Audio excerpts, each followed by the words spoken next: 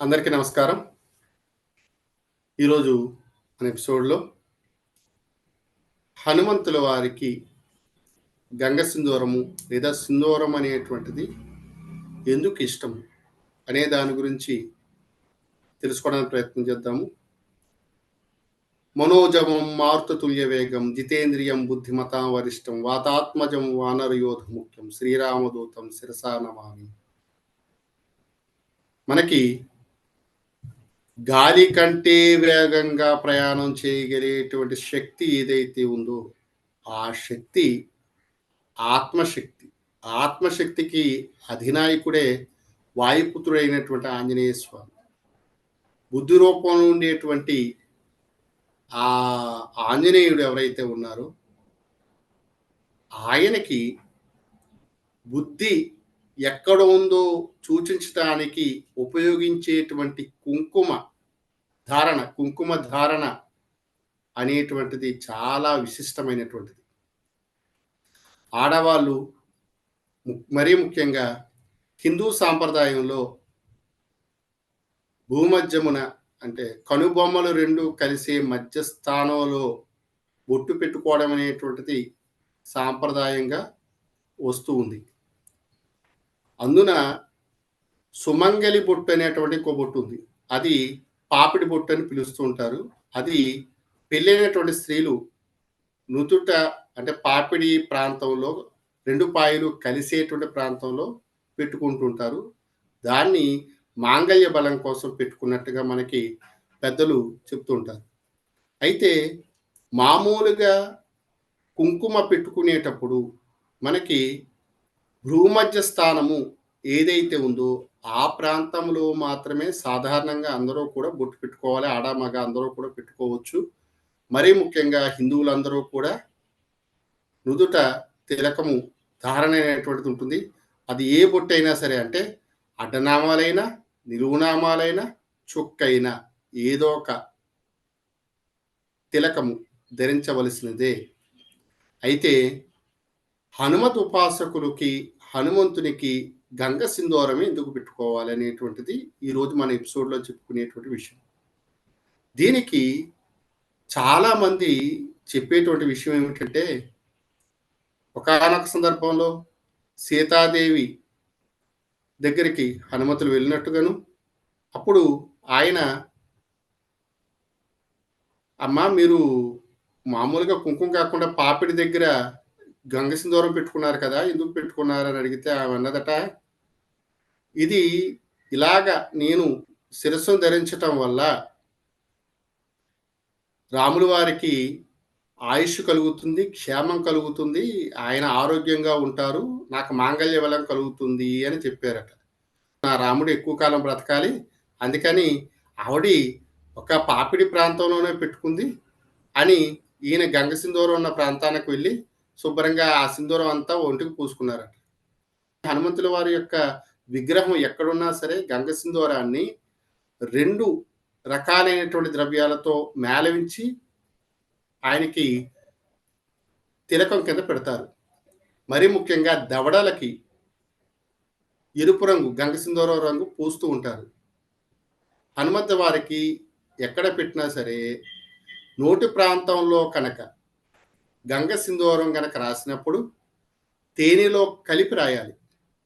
ఆ తేనెలో గంగ సింధూరం కలిపి రాయటం వల్ల ఆయనకి నాగ సంబంధమైనటువంటి నాగ సంబంధమైనటువంటి ఆ దోషం పోయి అంటే ఆయనకి నాగ సంబంధం దోషం అంటే నాగబంధం అనేటువంటిది ఒక బంధం ఉంది. అలాగే బ్రహ్మాస్త్రము, నాగాస్త్రము ఈయనేం చేయలేవు. కానీ ఆ నాగాలకు సంబంధించి విరుగుడు అంటే పాములకు సంబంధించి విరుగుడు ఆ గంగ సింధూరంలో అవుతుంది. ఇది ఆయుర్వేదం చెప్పినటువంటి మాట. కాబట్టి ఎవరైతే విపరీత వేగంతో అంటే వాయువు వేగం ఎంతో పాము వేగం కూడా అంతే. వాతం యొక్క నడవడిక పాములాగుంటుంది. వాయువు యొక్క నడవడిక పాములాగుంటుంది. కాబట్టి నాగసింధూరము అంటే లెడ్ మొ ఆక్సైడ్ ఏదైతే ఉందో, ఆ లెడ్ ఆక్సైడ్‌కి అత్యంత బరువైనటువంటిది కూడా అత్యంత తేలికగా ఉండేటువంటి స్థితిలోకి గంగ సింధూరం వెళ్తుంది. కాబట్టి ఆ గంగ సింధూరాన్ని తేనెతో గనక ముఖానికి రాసినప్పుడు వర్చస్సు, బుద్ధి కలుగుతుందని శాస్త్రంలో చెప్పబడింది. ఆయుర్వేద శాస్త్రంలో. కాబట్టి ఎవరైతే తేనెతో దూరం కలిపి హనుమంతు వారి యొక్క మూతికి లేదా దవడలకి రాస్తారో వారికి నోటి సంబంధమైనటువంటి వాక్పటుత్వం కలుగుతుంది. అంతేకాకుండా ఎవరైతే ఈ గంగ సింధూరాన్ని తిలకంగా నువ్వుల నూనెతో కలిపి నుదుటిన తిలకం పెట్టుకుంటారో వారి బుద్ధి స్థిరంగా ఉంటుంది.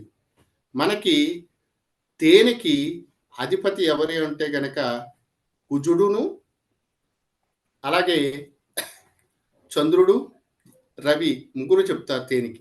ఎందుకంటే ఆమ్ల రుచి, తీపి రుచి అంటే గురువుకు సంబంధించిన తీపి రుచి, లవణానికి సంబంధించినటువంటి చంద్రుడి యొక్క స్థితి ఈ 3 కూడా తేనెలో ఉన్నాయి.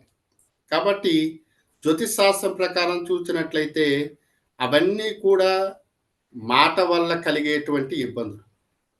ఇక నుదుటున నువ్వుల నూనెతో గంగ సింధూరం కలిపి పెట్టుకున్నప్పుడు శనికి సంబంధించినటువంటి తిల తైలము, కర్మకారకుడైనటువంటి శని, అలాగే పితృకర్మలకి ప్రధానమైనటువంటి కర్మ విముక్తి చేసేటువంటి శని, ఎవరైతే బుద్ధి ఎక్కడుంటుంది అంటే నుదుటి ప్రాంతాన్ని అందరూ చూపిస్తారు. అందుకని శనీశ్వరుడు బుద్ధి మీద ఉన్నాడనుకోండి, బుద్ధి స్థిరంగా ఉంటుంది. కాబట్టి నువ్వుల నూనెతో కలిపి గనక నుదుటిన తిలకదానం చేస్తే చంచలంగా ఉండేటువంటి వారందరి యొక్క చంచలత్వం పోయి స్థిరమైన బుద్ధి కలుగుతుందని మనకి తంత్రవేత్తలు చెప్పడం జరిగింది. కాబట్టి ఎక్కడైనా సరే గంగ సింధూరాన్ని ఈ 2 ద్రవ్యాలతోనే ఖచ్చితంగా ధారణ చెయ్యాలి. అది గురువుల యొక్క సాంప్రదాయం. అయితే గంగ సింధూరాన్నే హనుమంతుల వారికి ఎందుకు పెట్టారంటే ఇందాక సీతామాతకు సంబంధించినటువంటి విశేషం చెప్పాను కదా! అంతేకాకుండా ఇంకొక విశేషం కూడా ఉంది. అదేమిటంటే నాగులకును, వాయువులకి కూడా సంబంధం ఉంది. నేను ఇందాక చెప్పినట్టుగా వాయువు యొక్క చలనము, నాగుల యొక్క చలనము 2 కూడా శ్వాస సంబంధమైనటువంటివి. ఈ శ్వాస సంబంధమైనటువంటి ఈ షట్చక్రాల భేదన చేసేటువంటి వారు ఎవరైతే ఉన్నారో వారు ఖచ్చితంగా గంగ సింధూరాన్ని ధరించి తీరవలసిందే. కాబట్టి వాయునందనుడు ఎవరు అంటే ఆంజనేయుడు. వాయునందనుడు ఎవరు అంటే షట్చక్రాల భేదించేటువంటి యోగులు. వాయునందనులు ఎవరు అంటే యోగాత్మ కలిగినటువంటి యోగ గురువులు ఎవరైతే ఉన్నారో వాళ్ళందరూ కూడా వాయునందనులు. ఎందుకంటే శ్వాస మీద ధ్యాస, ధ్యానము, యోగ ఇటువంటివన్నీ కూడా దేని మీద ఆధారపడి ఉన్నాయి అంటే ఖచ్చితంగా శ్వాస మీదే ఆధారపడి ఉన్నాయి. ప్రత్యేకంగా స్వర శాస్త్రం అనేటువంటి శాస్త్రమే ఉంది. ఇటువంటి శ్వాస సంబంధమైనటువంటి తంత్రాలను గాని, మంత్రాలను గాని ఉపాసన చేసేటువంటి వారు ఖచ్చితంగా నువ్వుల నూనెతో కలిపి గంగ సింధూరం పెట్టుకున్నట్లయితే ఒక తంత్రం కింద ఉపయోగపడి సర్వవశీకరణ జరిగి బుద్ధిర్బలం, యశోధైర్యం, నిర్భయత్వమరోగత, అజాడ్యం వాక్పటుత్వం చ హనుమత్ స్మరణాత్ భవేత్ అన్న రీతిగా బుద్ధి స్థిరమవుతుంది. తత్ఫలితంగా నేను చెప్పినటువంటి అన్ని కోరికలు కూడా తీరుతాయని పెద్దలు చెప్పడం జరుగుతుంది. కాబట్టి హనుమత్ ఉపాసకులకి ఆంజనేయుడు సర్వదా వశమయ్యేటువంటి గంగ సింధూర ధారణ అనేటువంటిది ఖచ్చితంగా హనుమత్ భక్తులందరూ చేయాలి. జై శ్రీరామ్.